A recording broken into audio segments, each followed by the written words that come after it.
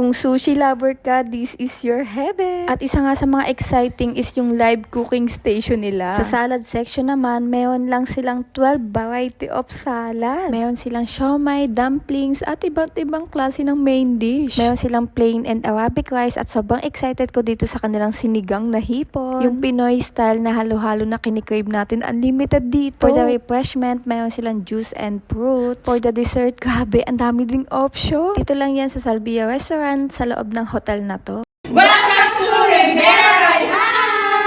May malawak na dining, maganda ang ambience at take note 4-star hotel. From Tokyo to Bangkok vibes, grabe sobrang dami ng options. Perfect for food lovers na gustong mag-food trip around Asia in one place. May live cooking station na pwede ka magpaluto ng fried rice, noodles, or ramen. 160 per head, unlimited eat all you can, pero pwede mo siyang makuha ng buy one get one using your urban points or MyBook. Available ang Asian buffet nila every Friday from 6:30 p.m. up to 10:30 p.m. Kaya if you are planning to eat something special and social pero hindi mabigat sa bulsa, Salvia Restaurant got you covered. Yun lang naman mga kadawabels. Thank you for watching, for the love and support.